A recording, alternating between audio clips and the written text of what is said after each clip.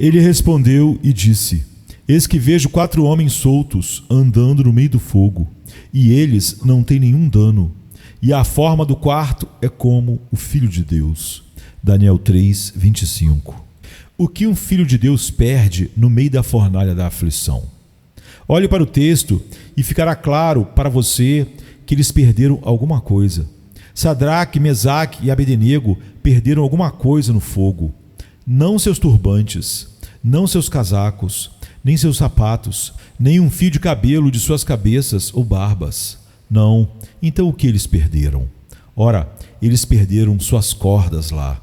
Observe, nós lançamos 3 homens amarrados no meio do fogo. Eis que vejo 4 homens soltos andando no meio do fogo. O fogo não os feriu, mas rompeu suas amarras. Abençoada a perda é esta. As perdas de um verdadeiro cristão são ganhos em outra forma. Agora, amados, observem isso com cuidado, que muitos dos servos de Deus nunca conhecem a plenitude da liberdade espiritual até que sejam lançados no meio da fornalha. Muitos deles são amarrados e agrilhoados até entrarem na chama, e a chama consome os laços e as cordas em que eles estavam dispostos a serem mantidos cativos.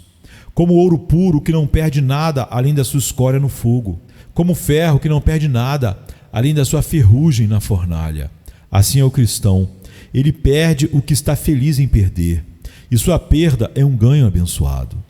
Devo mostrar-lhe alguns dos laços que Deus afrouxa para o seu povo ou em seu povo quando eles estão no fogo do ódio humano. Às vezes, ele rompe as cordas do medo do homem e do desejo de agradar ao homem. Martim Lutero, ouso dizer, como outros homens, tinha algum respeito por seu próprio caráter e alguma reverência pela opinião pública, e poderia estar disposto a prestar alguma deferência ao aprendizado e à autoridade da época, os quais prestaram sua ajuda ao antigo sistema de Roma. Mas em uma hora feliz, o Papa excomungou o encrenqueiro alemão. Tudo está bem para Lutero agora. Seu curso é claro e límpido diante do seu rosto. Ele não deve, doravante, conciliar ou sonhar com paz. Agora, seus laços estão quebrados no meio da fornalha. Ele queima a bula do Papa e troveja. O Papa de Roma excomunga Martim Lutero e eu, Martim Lutero, excomungo o Papa de Roma. O mundo me odeia e não há amor perdido entre nós, pois eu o estimo tanto quanto ele me estima. Guerra à faca, diz ele. O homem nunca foi claro até que o mundo o expulsou. É uma coisa esplêndida correr o desafio de tanto desprezo, que a alma se endurece com uma forte consciência de que o direito não é mais desprezível porque seu amigo pode ser desprezado. Por que, você diz, é assim que sou tratado pela declaração da verdade?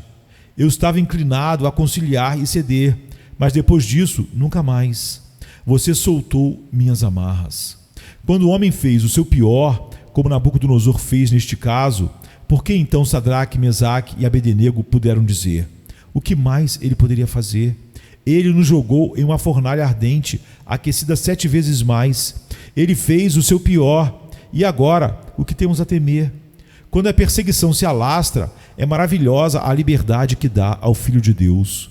Nunca uma língua mais livre do que a de Lutero se viu.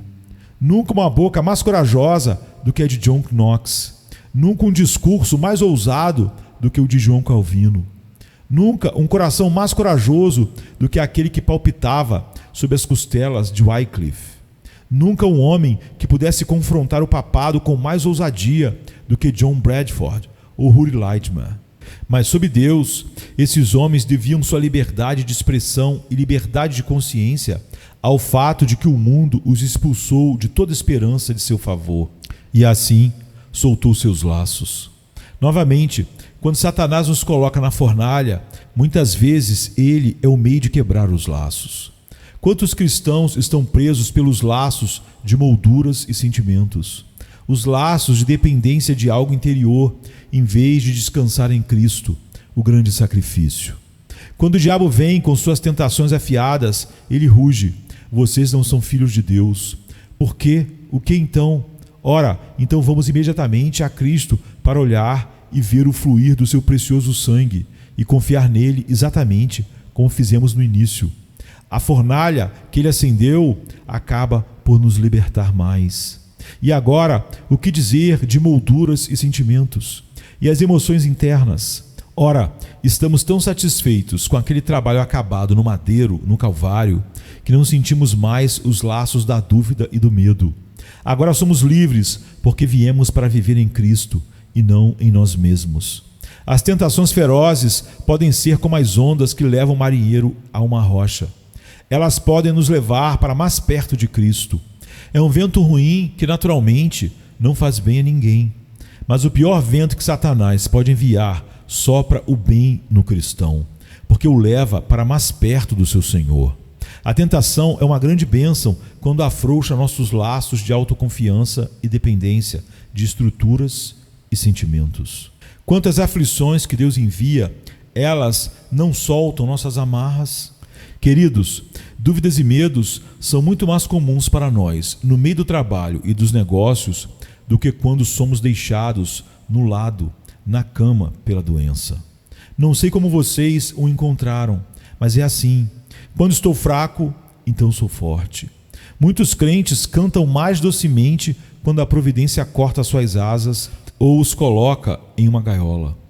Eles são muito mudos e seu coração para com o Senhor é muito pesado até que eles se envolvam em grandes problemas. Então sua fé revive, sua esperança retorna, seu amor brilha e eles cantam louvores a Deus no meio do fogo.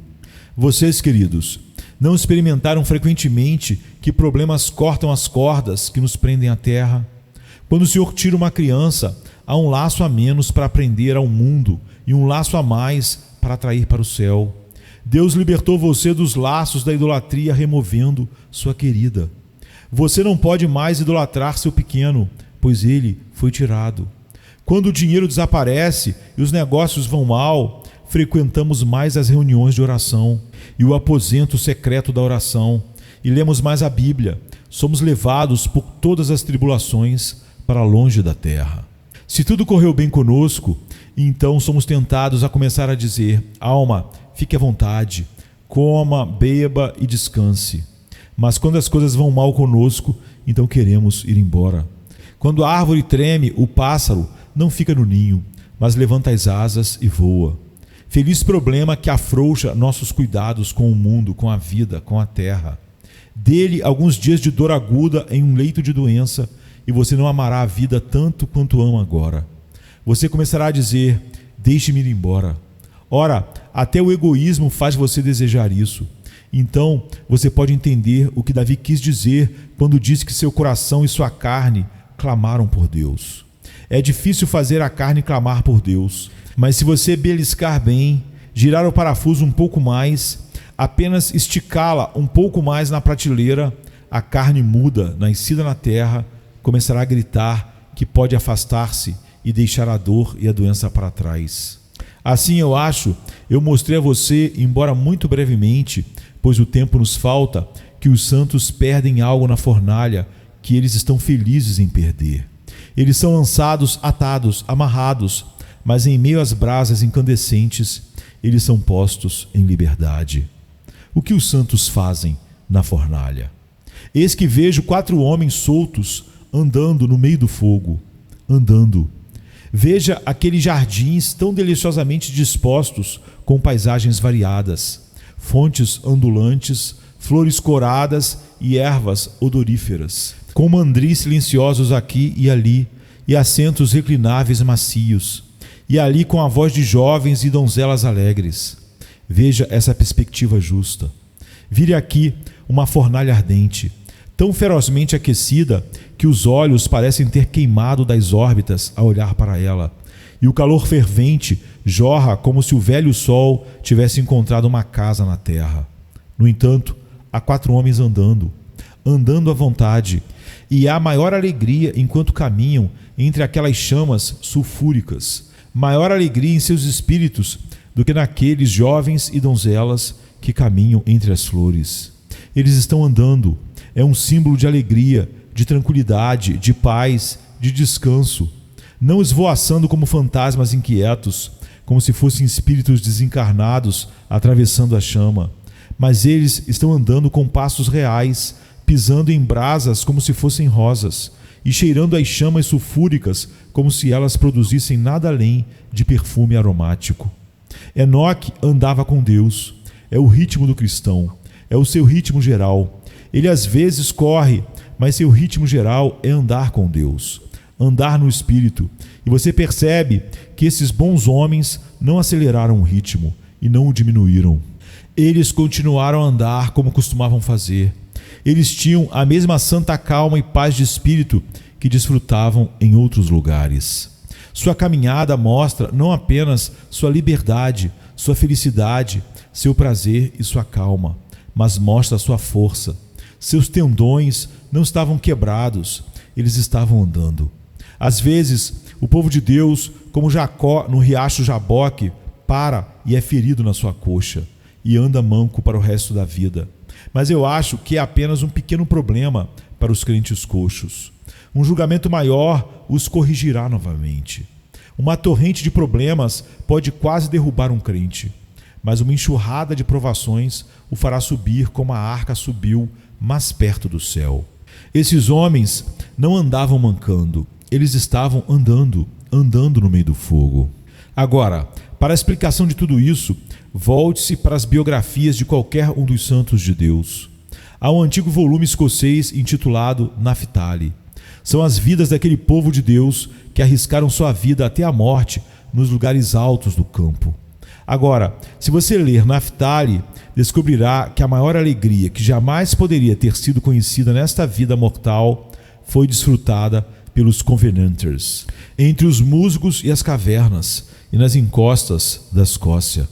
Há outro velho livro abençoado que costumava ser acorrentado nas igrejas lado a lado com a Bíblia. Quero dizer, o Livro dos Mártires, de Foxe. Cada família deve ter uma cópia, ilustrada com fotos para as crianças verem. E se você ler o Livro dos Mártires de Foxe, verá claramente que havia mais alegria na mina de carvão do velho Bonner e na torre dos Lollardos do que nos palácios que os reis conheceram. Os mártires sentiram um céu de alegria enquanto sofriam uma dor infernal. Um certo Samuel foi mantido faminto por semanas, recebendo pão e água alternadamente. 3 ou 4 bocados de pão por dia e nenhuma água. E no dia seguinte, algumas colheres de água e nada de pão. Depois de algum tempo, em tal estado, ele caiu em um perfeito elísio de deleite. Ele pensou ter ouvido um anjo dizer a ele: Samuel, você sofreu tanto e jejuou por causa do seu Senhor. Em breve, você deve festejar com ele acima. Enquanto isso, você deve festejar com ele abaixo em sua alma. Muitos e muitos filhos de Deus tiveram uma experiência manifestando tão claramente a bondade do Senhor assim. Sim, eles estavam andando no meio da fornalha. Veja Paulo e Silas com seus pés no tronco e suas pobres costas sangrando no chão de pedra dura e úmida do calabouço romano em Filipos. E ainda assim eles cantam, e os prisioneiros os ouvem. Ora, eu acho que eu teria estado com Paulo e Silas, como com Pedro quando ele estava na montanha. De qualquer forma, os 3 santos filhos poderiam ter dito ao quarto, que era o seu consolador e companheiro, o que Pedro disse ao seu Senhor: Senhor, é bom estar aqui. Vamos construir 3 tabernáculos e habitar sob o teto ardente desses ramos de fogo. Pois é feliz estar onde tu estás, embora esteja na fornalha de Nabucodonosor. E o que, queridos? Eles não perderam lá. O texto diz: e eles não sofreram nenhum dano. Eles não perderam nada lá. Mas podemos dizer primeiro que seus corpos não foram feridos. O Filho de Deus não perde na fornalha nada de si mesmo que valha a pena guardar. Ele não perde sua vida espiritual. Isso é imortal. Ele não perde suas graças. Ele as refina e multiplica. E o brilho delas é melhor visto pela luz da fornalha. Os dons de Deus, os dons do Espírito Santo para o cristão, não são tirados pelas mãos do fogo. O cristão não perde suas vestes ali. Você vê esta cena? Eles não perderam seus turbantes e seus sapatos e seus casacos. Não estavam sequer chamuscados, nem havia cheiro de fogo sobre eles. É assim com o cristão. Sua vestimenta é a bela vestimenta que o próprio Cristo forjou em sua vida e que ele tingiu na púrpura do seu próprio sangue. Isso envolve o cristão como seu manto imperecível de glória e beleza. Como dizem os versos, este manto sagrado o mesmo perdura, quando a natureza arruinada afunda em anos. Nenhuma idade pode mudar seu tom glorioso, o manto de Cristo é sempre novo. Como não foi ferido pela idade, nem traça, nem verme, nem mofo, também não pode ser tocado pelo fogo. Quando o santo subir ao céu, vestindo a justiça de Cristo, e a pergunta for feita: quem são estes? À medida que os espíritos se reúnem em torno deles, não haverá vestígio sobre eles de qualquer perseguição ou sofrimento pelos quais foram obrigados a passar. Não haverá nenhum cheiro do fogo. O cristão nunca perde um grão do seu tesouro quando passa pela fornalha. De fato, para resumir em uma palavra, ele não perde nada. A imperatriz ameaçou banir Crisóstomo. Isso você não pode fazer, disse ele, pois meu país está em todos os climas, em todos os lugares. Mas eu vou levar seus bens. Não, disse ele. Isso você não pode fazer, pois sou um pobre ministro de Cristo e não tenho bem nenhum. Então, disse ela, eu tirarei sua liberdade. Isso você não pode fazer, pois as barras de ferro não podem confinar um espírito livre. Então eu vou tirar a tua vida, disse ela. Isso você não pode fazer, disse ele. Você, na verdade, me dará mais da vida eterna, da qual você não pode sequer tocar. A imperatriz achou melhor deixar o homem em paz. Ela não poderia fazer mal a ele. Então é melhor que o inimigo deixe o Filho de Deus em paz, pois aquele que chuta contra o povo de Deus apenas chuta com os pés descalços contra os grilhões, contra os aguilhões. E como o boi ferido com o aguilhão só se machuca quando chuta e luta contra ele, assim será com todos os que tocarem os santos do Deus vivo. Eles não estão feridos e eles nunca serão. Agora, é difícil para alguns de vocês pensar que este será o caso, mas assim será com todos vocês que realmente depositam sua confiança em Jesus Cristo. Meus irmãos, eu sei que vocês temem aquela fornalha. Quem não temeria? Mas coragem, coragem, coragem. O Senhor que permite que essa fornalha seja aquecida irá preservá-lo nela. Portanto, não fique desanimado. Você gostaria de viver uma vida para ter alguma história para contar quando você subir ao céu? Você não ficaria em silêncio lá, chegando à glória sem nenhuma aventura para narrar diante do trono? Agora, você não pode ser ilustre sem conflito. Você não pode ser um conquistador sem lutar. Você não pode, de forma alguma, ter algo para testemunhar a glória de Deus, a menos que você teste e experimente as promessas e a fidelidade do Altíssimo. E onde você pode fazer isso, exceto na fornalha da aflição? Tenha coragem, então. As chamas não te machucarão. Elas foram projetadas para destruir a tua escória e teu ouro fino refinar. A última, e talvez a parte mais agradável do texto é: quem estava com eles na fornalha? Houve um quarto, e ele era tão brilhante e glorioso que até os olhos pagãos de Nabucodonosor podiam discernir um brilho sobrenatural sobre ele. O quarto, disse ele, é como o Filho de Deus. Que aparência Cristo assumiu, eu não posso dizer, que foi reconhecível por aquele monarca pagão, mas suponho que ele pareceu em um grau de glória em que ele se mostrou a seu servo João no Apocalipse. E tal foi o esplendor excessivo e o brilho, o ar divino que o cercava, o brilho de seus olhos e o esplendor do seu andar, enquanto ele andava sobre o fogo com os três, que mesmo Nabucodonosor não podia deixar de dizer que ele era como Filho de Deus. Amado, você deve entrar na fornalha se quiser ter o relacionamento mais próximo e mais querido com Cristo Jesus. Sempre que o Senhor aparece, é para o seu povo quando está em uma postura militante. Moisés viu Deus em Horebe, mas foi em uma sarça ardente. Josué o viu, mas foi com uma espada desembainhada na mão, para mostrar que seu povo ainda era um povo militante. E aqui, onde os santos viram seu Salvador, foi como ele mesmo estando na fornalha. O pensamento mais rico que um cristão talvez possa viver é este: Cristo está na fornalha com ele. Quando você sofre, Cristo sofre. Nenhum membro do corpo pode sentir dor sem que a cabeça suporte sua porção. E assim você, um membro do corpo de Cristo, em cada dor que você sente, dói na cabeça, Cristo Jesus. Como diz Richard Baxter, Cristo não nos leva por quarto mais escuro do que ele já passou antes.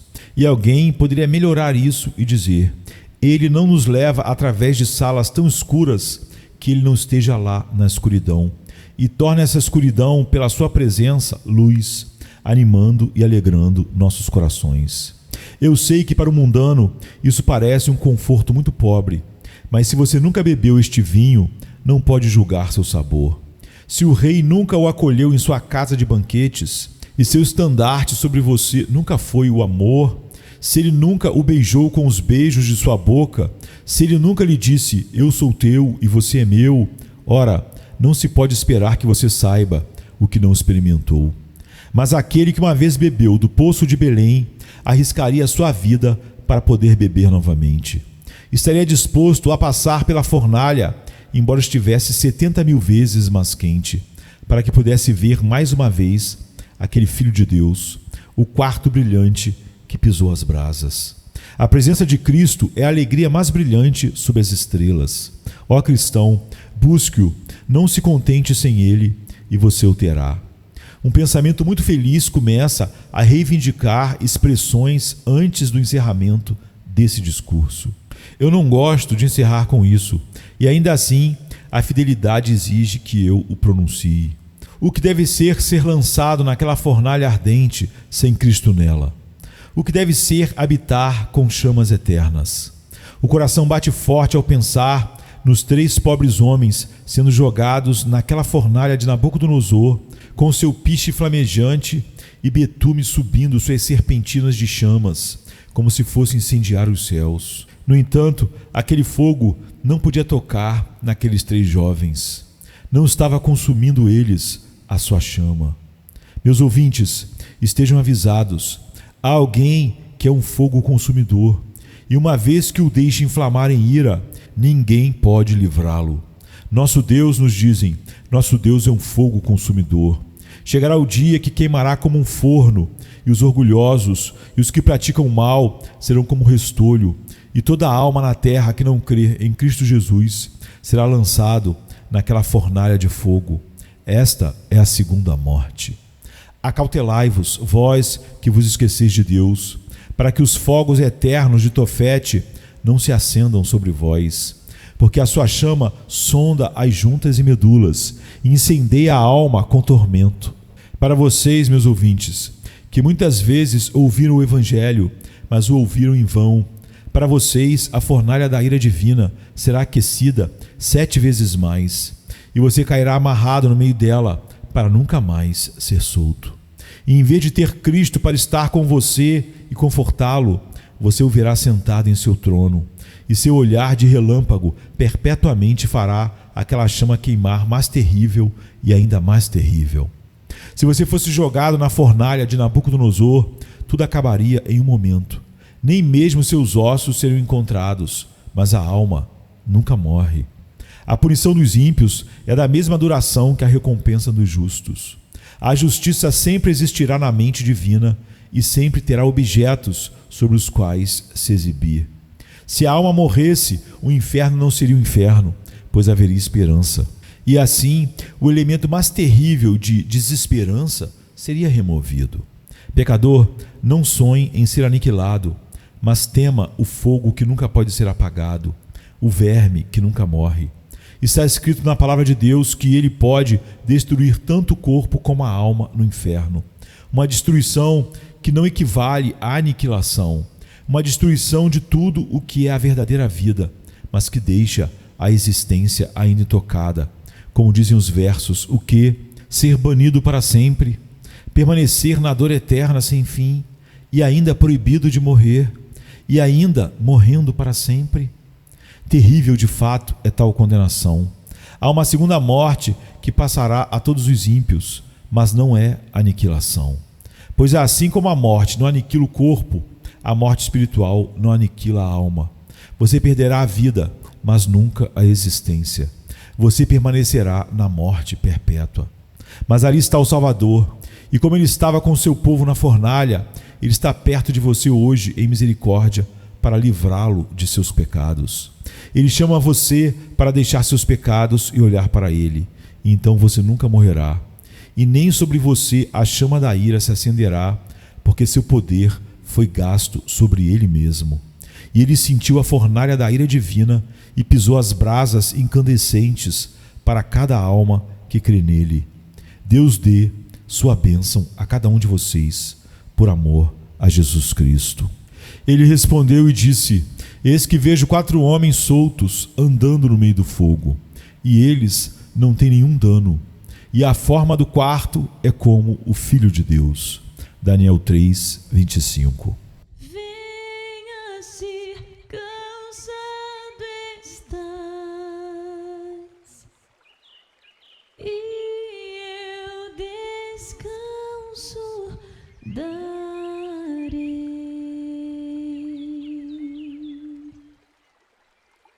Tu descansarás.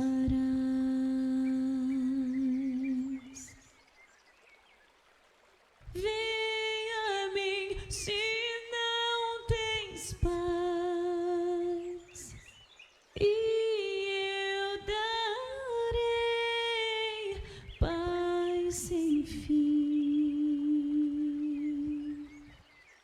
Terás paz sem fim. O meu jugo é leve, o meu fardo graça dá. Tome tua cruz, te darei a paz.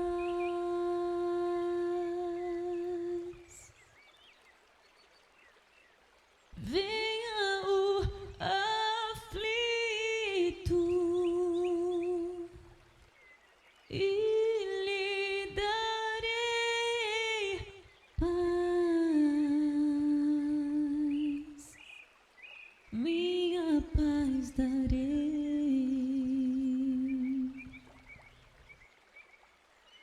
Vem